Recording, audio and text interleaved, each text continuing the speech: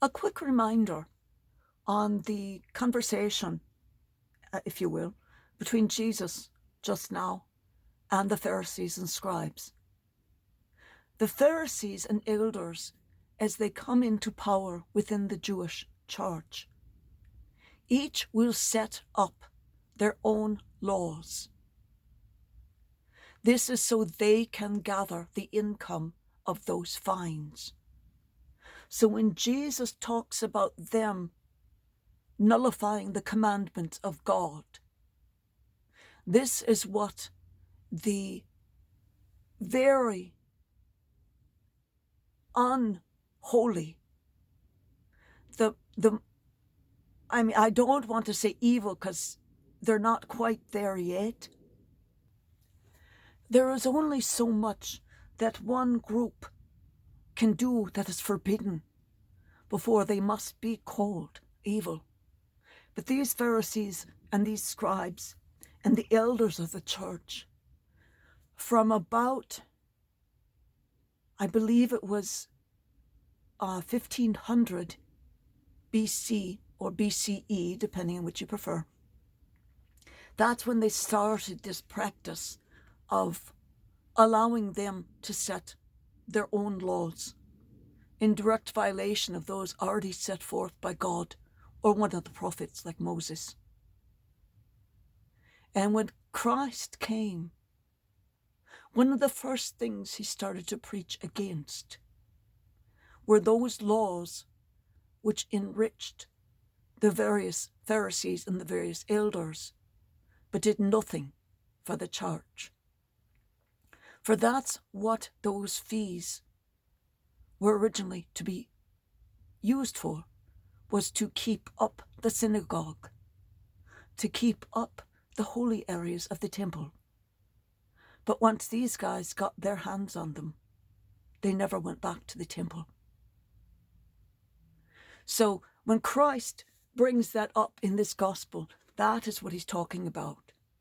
And as we are now coming into Lent, very quickly, we will be talking about that much, much more, because there's only so much you can do before that is primary. Ash Wednesday is just less than a month away. It's 2nd March. So this comes up in many of the Lenten readings. Just wanted to bring it to mind. Our lesson today is titled, Do Not Be Afraid, Have Courage.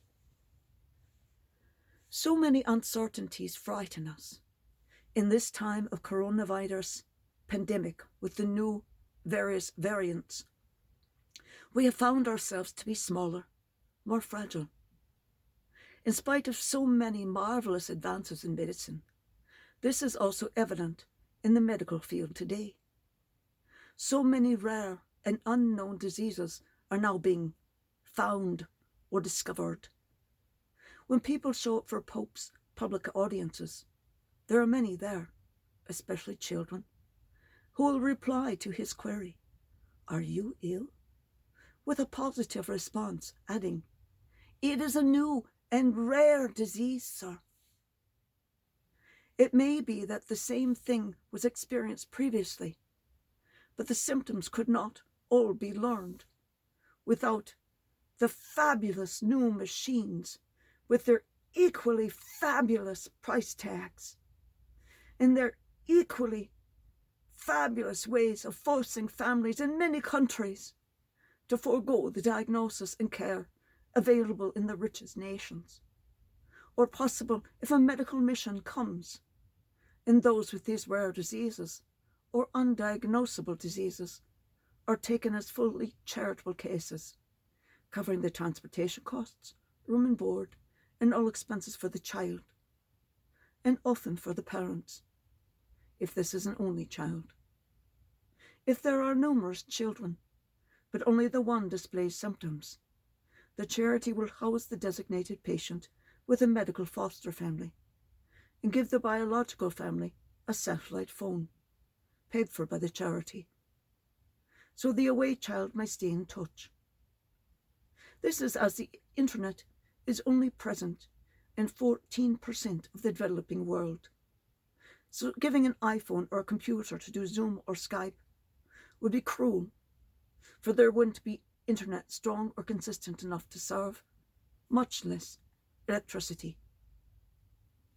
For the medical field is difficult to keep abreast of with the emerging pathologies and diseases able to cause such disease spreads as COVID-19, and who could then treat the patients.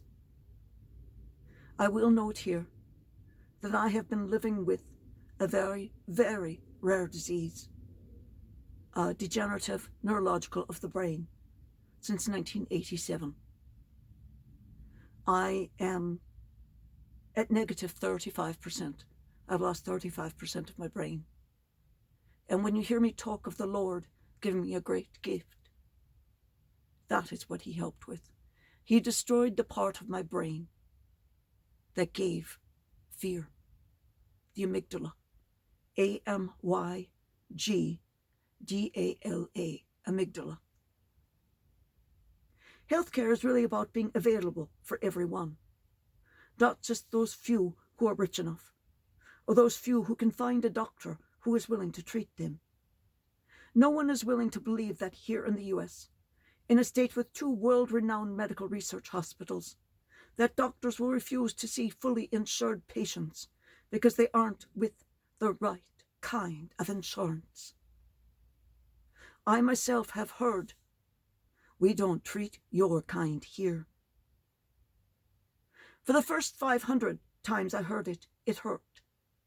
But after I broke 2,000 times, and sometimes having the doctors take the phone away from the scheduler and scream at me into the phone, "Quit calling here every day. It really upsets my staff."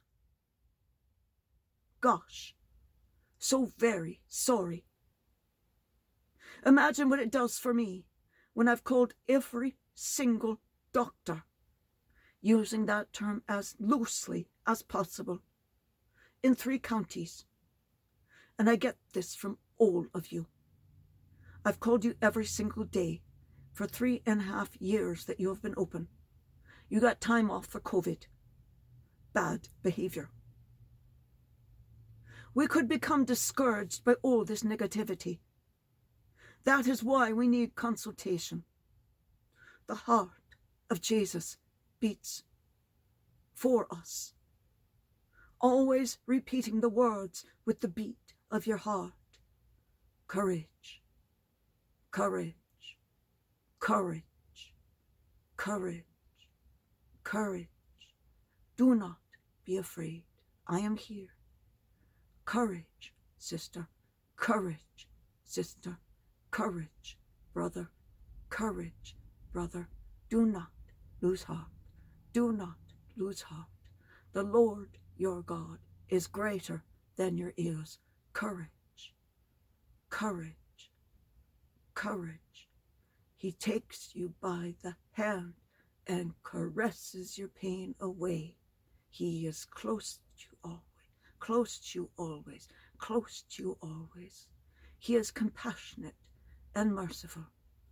Courage, courage, courage. He is your greatest comfort. Courage, courage.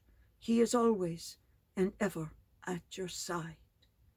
Courage, courage, courage. As you lay in bed, listen for the beat of your heart, and with every beat, hear that word from the Lord.